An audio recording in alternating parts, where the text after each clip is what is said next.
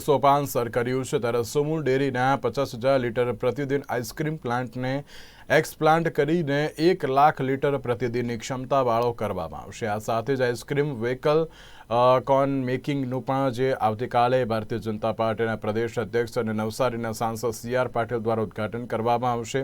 આ કાર્યક્રમમાં બનાસ ડેરીના ચેરમેન શંકરભાઈ ચૌધરીની પણ ખાસ ઉપસ્થિતિ જોવા મળશે। ત્યારે સુમુલ ડેરીમાં હાલ 1200 દૂધ મંડળીઓ સંકળાયેલી છે, તેની સાથે જ 2.5 લાખ પશુપાલકો પણ જોડાયેલા છે।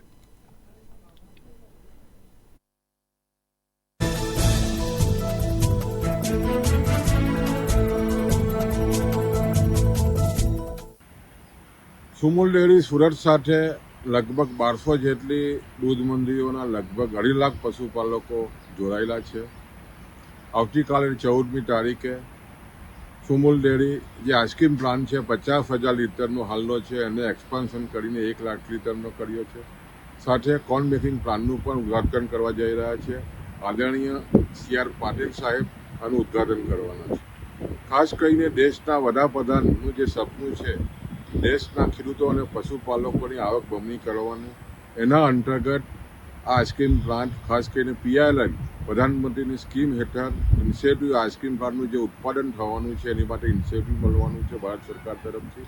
એ ખૂબ જ સારી યોજના હેઠળ આઈસ્ક્રીમ પ્લાન્ટનું વિસ્તૃતીકરણ થયું છે અને આના માટે ખાસ કરીને માનસિકભાઈ પટેલ સાહેબનું નેતૃત્વ અને સાથે સહકારી આગેવાન અને ધારાસભ્ય સંદીપભાઈની સતત માર્ગદર્શનને કારણે ફેડરેશન સાથે આ શક્ય બન્યું છે અને આવનારા દિવસોમાં ખાસ કરીને પશુપાલકોની આવક બમણી થાય એ દિશાના આ પ્રયત્ન અંતર્ગત આઈસ્ક્રીમ પ્લાન્ટનું વિસ્તૃતીકરણ અને કોર્ન મેકિંગ પ્લાન્ટનું ઉદ્ઘાટન આવતીકાલે કરવા જઈ રહ્યા છે।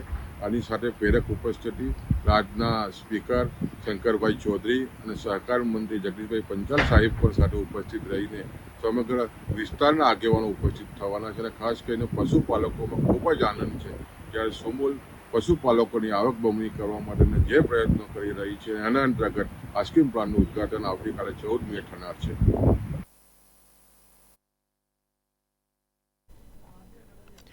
સુરતમાં હત્યાના બનાવો સતત વધી રહ્યા છે, ત્યારે વધુ એક હત્યા